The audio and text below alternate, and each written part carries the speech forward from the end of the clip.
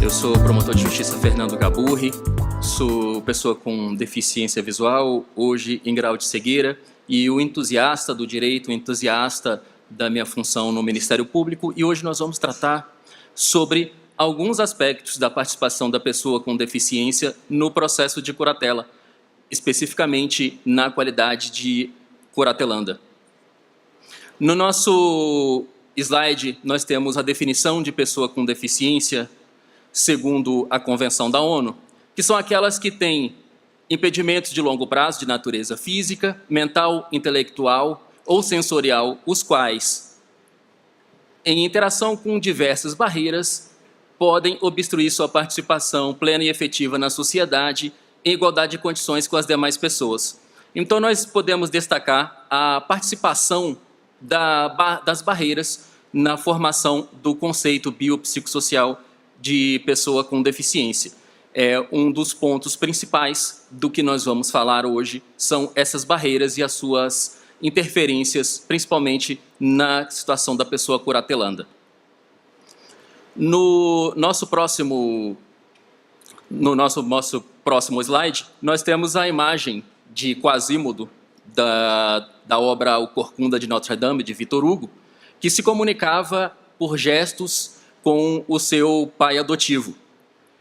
A barreira nas comunicações é uma dentre as diversas barreiras sociais, e para a Convenção da ONU, a comunicação abrange as línguas, a visualização de texto, o braille, a comunicação tátil, os caracteres ampliados, os dispositivos de multimídia acessível, assim como a linguagem simples, escrita e oral, os sistemas auditivos e os meios de voz digitalizada e os meios e modos em formato aumentativos e alternativos de comunicação, inclusive a tecnologia da comunicação, da informação e da economia e da tecnologia acessível. Não se pode exigir, portanto, que a comunicação do curatelando ocorra principalmente ou exclusivamente pela forma padronizada nos processos, que seria a forma escrita ou seria a forma oral.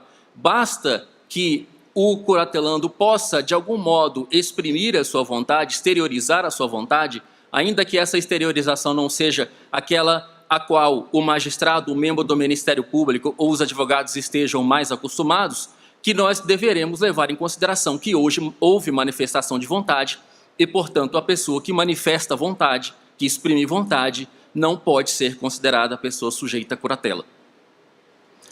No nosso próximo slide, nós temos que o termo interdição, que designa o processo de curatela ou pelo qual a curatela é estabelecida, parece inadequado, porquanto passa a ideia de proibição no tocante ao exercício de toda a ordem de direitos do curatelando, atingindo-lhe a administração da sua pessoa e bens, e, em último caso, a dignidade humana.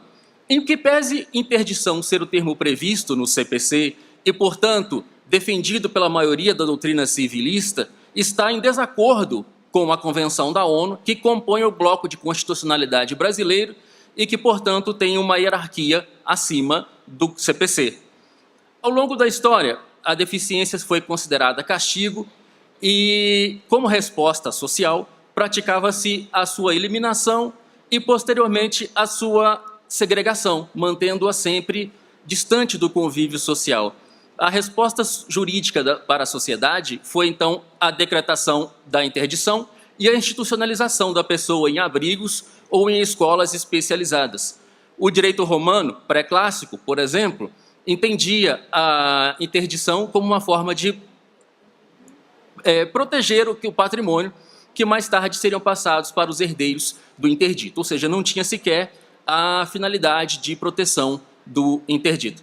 Portanto, interdição, historicamente, passa a ideia de interdição. A Lei Brasileira de Inclusão limitou o alcance objetivo da curatela aos atos de natureza patrimonial ou existencial. Tais alterações não vieram propriamente da LBI, mas obedeceram ao disposto na Convenção da ONU, o que atraiu críticas da doutrina civilista conservadora direcionadas à LBI, embora a LBI aqui tenha apenas concretizado aquilo que determinou a Convenção. E um exemplo dessa crítica nós temos no enunciado 637 do Conselho da Justiça Federal, que diz: admite-se a possibilidade de outorga ao curador de poderes de representação para alguns atos da vida civil, inclusive de natureza existencial, a serem especificados na sentença, desde que comprovadamente necessários. Ora, para a proteção do curatelado em sua dignidade. Contudo, a proibição de direitos existenciais, ao que nos parece ser incompatível com o valor da dignidade humana. Então, não há como um entendimento ser para proteger a dignidade humana e o meio pelo qual isso ocorre é simplesmente restringir a dignidade humana.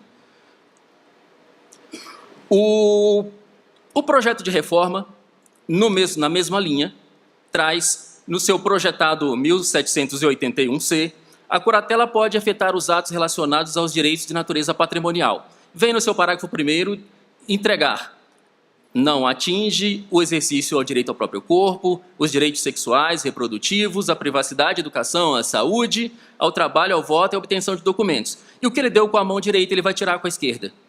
A curatela pode atingir atos de natureza existencial de modo excepcional, quando houver fundado de riscos de dano à vida e à saúde do próprio curatelado ou de terceiros. Percebemos que a curatela passou a ser um mecanismo, ou passará, de proteção de terceiros, e não da proteção da própria pessoa curatelada. O parágrafo 2º projetado parece ser uma porta aberta para diversos abusos, a exemplo da esterilização compulsória da pessoa com deficiência, que logicamente vai ter como fundamento a proteção do interesse de terceiros. No nosso próximo slide, nós trazemos que no microsistema de tutela de grupos vulneráveis, a oitiva do interessado não é só prevista em lei, mas concretizada pelos operadores do direito, inclusive sob pena de nulidade processual. E nós temos como exemplo o ECA, que tem a oitiva da criança e o consentimento do adolescente, por exemplo, para colocação em família substituta. Ocorre que na prática processual é comum a dispensa da entrevista do curatelando, que ainda é denominada indevidamente de interrogatório pela taxonomia do Conselho Nacional de Justiça. Interrogatório é quem responde pelo crime e a pessoa curatelada é interrogada nessa audiência. Cabe ao Ministério Público arguir a nulidade do processo no caso em que a entrevista é dispensada. É importante que na entrevista o juiz, os advogados, dirijam as palavras diretamente à pessoa do curatelando e não aos familiares que eventualmente o acompanham, cujos interesses, inclusive, podem ser conflitantes. E é comum se dizer, devo dizer, que a maioria das pessoas não dirigem a palavra às pessoas com deficiência, e sim à pessoa que está acompanhando. E isso tem acontecido, inclusive, no processo de curatela. As perguntas são dirigidas aos familiares, aos acompanhantes, ao próprio curatelando, ao próprio curador, que pode ter interesses conflitantes. No nosso próximo slide, nós trazemos que deve ser evitado o julgamento com base na teoria da verossimilhança preponderante em detrimento da distribuição do ônus da prova e da presunção de capacidade. Essa teoria diz, uma teoria desenvolvida na Common Law, que diz que a parte que ostentar posição mais verossímil em relação à outra deve ser beneficiada pelo resultado do julgamento. Ocorre que o requerente no processo de curatela já inicia com um laudo médico, ou seja, um argumento de autoridade em desfavor do curatelando. Contudo, a lógica do sistema, fundamentada no artigo 12 da Convenção, nos artigos 6º e 84 da LBI, presumem a capacidade jurídica da pessoa, de modo que essa é a regra, e a incapacidade é a exceção, cuja prova cabe ao autor da ação nos termos do artigo 373 do Código de Processo Civil. Então, a teoria da preponderância, da verossimilhança preponderante, não pode ser utilizada nos processos de curatela, porque o ônus da prova é do requerente. O nosso próximo slide, nós temos que, segundo estudos empíricos realizados pelo CNJ em 2023, a principal motivação para a curatela é de ordem burocrática, voltada à suposta garantia de direitos patrimoniais, como a obtenção de benefícios previdenciários ou assistenciais, e tal providência é contrária à lei.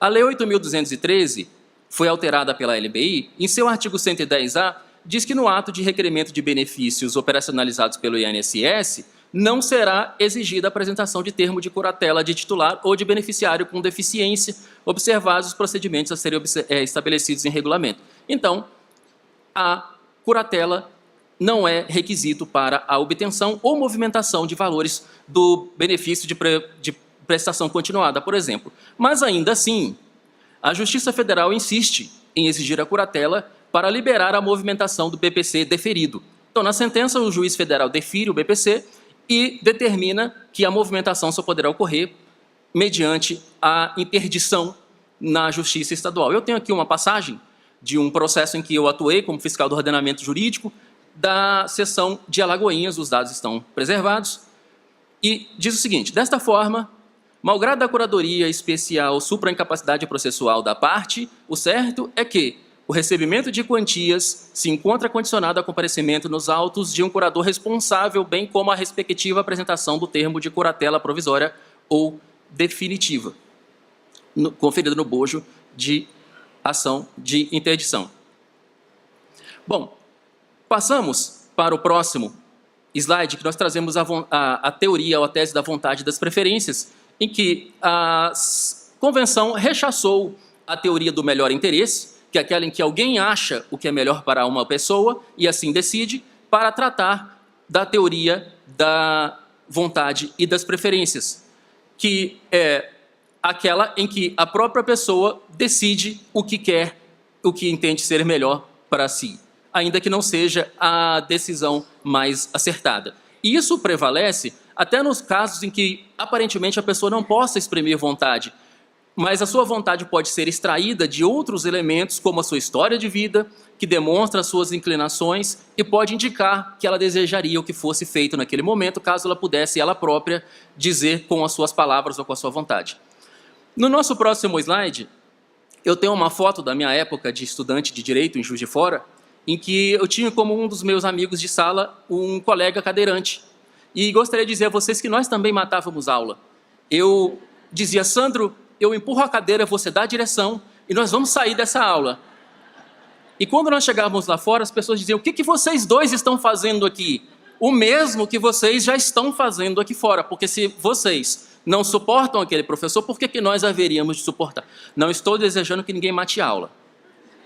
Só estou dizendo que a vontade e preferências não necessariamente coincide com que terceiros julgam ser o melhor interesse da pessoa com deficiência.